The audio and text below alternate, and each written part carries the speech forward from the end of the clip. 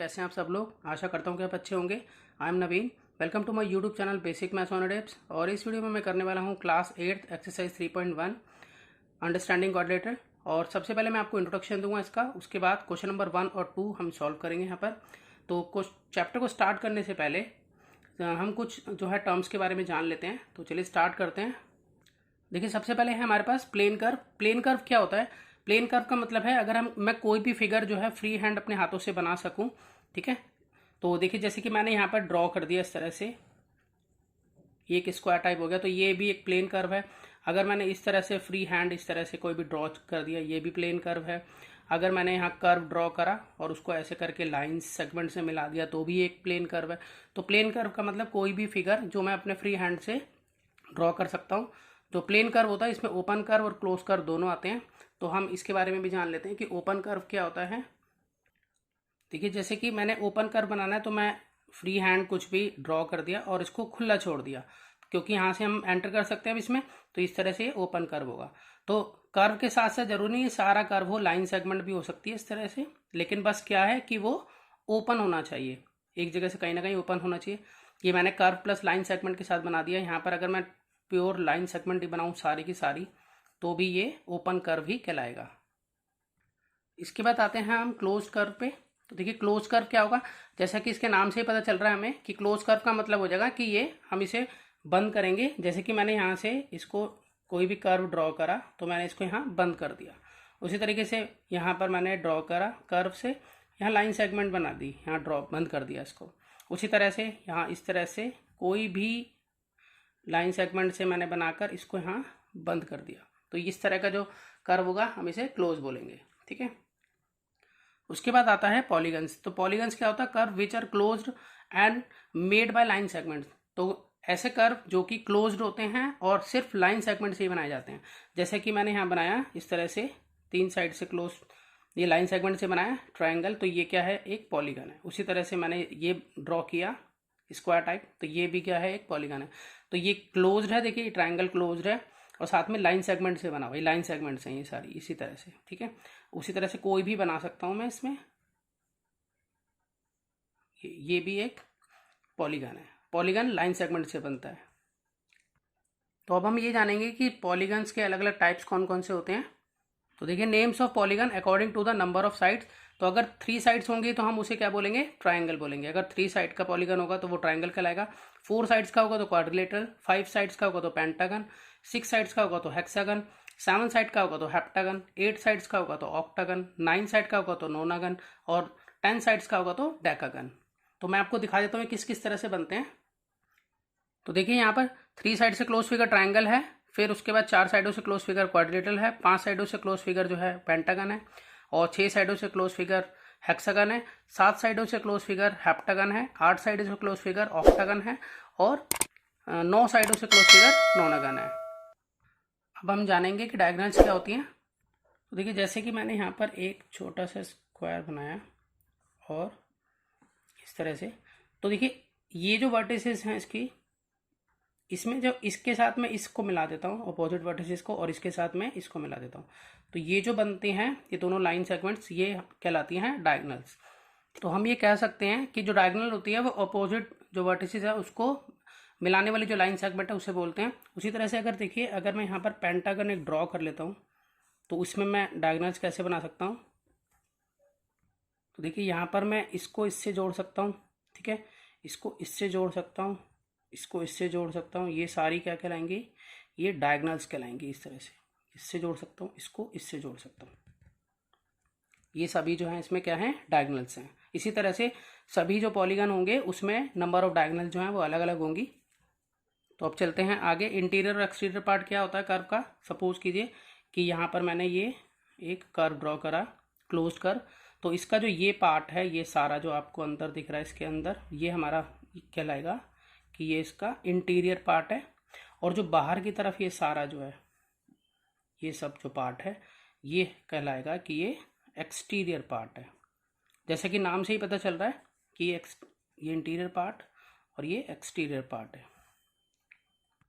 Same इसी तरह से अगर मैंने यहाँ एक फिगर और बना ली, रेक्टेंगल बना लिया, तो ये रेक्टेंगल का इंटीरियर पार्ट कहलाएगा, ठीक है, ये इंटीरियर हो गया। और जो बाहर वाला होगा वो ये एक्सटीरियर कहलाएगा। ठीक है, अब चलते हैं कि कॉन्वेक्स पॉलीगन क्या है, इसके बारे में जानेंगे। देखिए जैसे कि ना मैंने यहाँ रेक्टेंगल ड्रॉ किया एक, तो इस रेक्टेंगल की जो वर्टिसेस है ना, ये इसकी वर्टिसेस हैं, इसकी जो सारी वर्टिसेस हैं वो क्या है, बाहर एक्सटीरियर मतलब बाहर की तरफ लाई कर रही हैं। और अगर मैं इसके डायगोनल्स को ड्रॉ करूं, इस तरह से होंगे ये, तो वो इनका जो इंटरसेक्शन पॉइंट है वो कहाँ पर लाई कर रहा है, वो इसके अंदर लाई कर रहा है। तो जो कॉन्वेक्स पॉलीगन होता है उसमें यही होता है कि इसमें डायगोनल्स जो हैं वो पूरी तरह से अंदर, इसका इंटरसेक्शन पॉइंट जो है वो अंदर होता है। और हम ये भी कह सकते हैं कि जो डायगोनल है होली लाई करते हैं वो इंटीरियर में, मतलब ये पूरे डायगोनल जो है वो इंटीरियर में ही लाई कर रहे हैं, एक्सटीरियर में नहीं है। तो यानी कि डायगोनल्स जो हैं रेक्टेंगल के यहाँ लाई कर रहे हैं होली इन इट्स इंटीरियर, इसके इंटीरियर में ही लाई कर रहे हैं जो इसके डायगोनल्स हैं। और ये जो इसकी वर्टिसेस हैं वो एक्सटीरियर की तरफ, मतलब बाहर की तरफ जो है वो हमें यहाँ नजर आएंगी कॉन्वेक्स पॉलीगन। अभी जब मैं आपको कॉनकेव पॉलीगन के बारे में बताऊंगा तब आपको अच्छे से क्लियर हो पाएगा कि कॉन्वेक्स और कॉनकेव पॉलीगन दोनों में एग्जैक्टली डिफरेंस होता क्या है। और एक चीज़ आप और नोट कर सकते हैं इसकी, जो कॉन्वेक्स पॉलीगन होगा इसमें आप इंटीरियर एंगल जो हैं वो कोई भी रिफ्लेक्स एंगल नहीं मिलेगा आपको। रिफ्लेक्स एंगल का मतलब मोर देन 180 डिग्री होता है, रिफ्लेक्स एंगल जो होते हैं वो मोर देन 180 डिग्री होते हैं। तो जो इसके इंटीरियर एंगल्स होंगे, इंटीरियर एंगल्स ये होते हैं, ठीक है। तो इसमें कोई भी आपको इंटीरियर एंगल, कोई भी एक इंटीरियर एंगल जो है वो रिफ्लेक्स एंगल नहीं मिलेगा। तो अब मैं कॉनकेव के बारे में आपको बताता हूँ। देखिए कॉनकेव पॉलीगन कैसा होता है, देखिए इस तरह से ये ऐसे बना हुआ होता है कुछ। तो इसमें और उसमें हम जो डिफरेंस देखें, तो अगर मैं इसमें डायगोनल्स ड्रॉ करूं तो एक तो इसकी ये डायगोनल ड्रॉ हो जाती है ये वाली, और एक इसमें हो जाती है ये वाली, ये इस तरह से। तो हमने यहाँ देखा कि इसमें जो डायगोनल्स हैं वो एक्सटीरियर में लाई कर रही है, जबकि कॉन्वेक्स के अंदर जो डायगोनल थी वो होली लाई कर रही थी इंटीरियर में, जबकि इसमें एक्सटीरियर में लाई कर रही है डायगोनल जो है इसकी। दूसरी बात ये थी कि उसमें कोई भी इंटीरियर एंगल जो था वो रिफ्लेक्स नहीं था। तो अगर हम यहाँ देखें तो यहाँ पर इसका जो इंटीरियर एंगल है, यहाँ पर ये वाला रिफ्लेक्स एंगल है यहाँ पर ये, ठीक है, मोर देन 180 है। दूसरी बात हो गई। तीसरी बात जो मैंने आपको बताई थी, इसमें जो वर्टिसेस हैं देखिए यहाँ पर अंदर की तरफ झुके हुए हैं, ठीक है, ये अंदर की तरफ है वर्टिसेस ये वाला, ठीक है। उसमें सारे वर्टिसेस जो थे वो बाहर की तरफ थे, इसमें एक वर्टिस जो है यहाँ पे वर्टिसेस, तो वो अंदर की तरफ झुका हुआ है, तो झुका हुआ मिलेगा इसके अंदर आपको। तो कॉनकेव में आपको क्या क्या चीज़ें ध्यान रखनी है कि इसमें एक जो इसमें डायगोनल, मतलब इसमें डायगोनल जो है वो होली जो है इंटीरियर में लाइन नहीं करते हैं, ठीक है, जैसा कि कॉन्वेक्स में था। इसमें एक इंटीरियर एंगल जो है वो रिफ्लेक्स एंगल हो सकता है, यहाँ पर मोर देन 180 डिग्री हो सकता है। उसके अलावा ये अंदर की तरफ झुका होता है इसमें वर्टिसेस जो है। एक और पहचान जो मैं आपको बता दूं, देखिए जैसे यहाँ पर क्या लिखा है केव, केव का मतलब क्या होता है, गुफा। तो यहाँ पर आपको एक गुफा नुमा दिखाई देगा, ये यहाँ पर ये जो है गुफा अंदर की तरफ एंटर करते हुए, देखिए ऐसे ये अंदर की तरफ झुका हुआ है ना, ये इस तरह से, ये क्या है, एक गुफा टाइप दिखती है यहाँ से। तो ये हम कॉनकेव इस तरह से भी याद कर सकते हैं कि कॉनकेव पॉलीगन जो है वो इस टाइप का होता है। तो अब आगे चलते हैं, रेगुलर पॉलीगन क्या होता है। तो रेगुलर पॉलीगन वो होता है जिसमें सभी साइड्स जो होती हैं वो इक्वल होती हैं और सभी एंगल्स इक्वल होते हैं। तो मतलब all sides and angles are equal, ठीक है। तो ये आपको किस किस में मिल जाएगा, ऑल साइड्स और एंगल्स इक्वल किस में मिलेगा, जैसे कि आप अगर इस स्क्वायर में देखें तो इस स्क्वायर में क्या होता है, सारी साइडें क्या होती हैं, इक्वल होती हैं। ये साइडें सारी क्या हैं, इक्वल हैं, और हर एक एंगल भी इक्वल होते हैं, 90 डिग्री का होता है।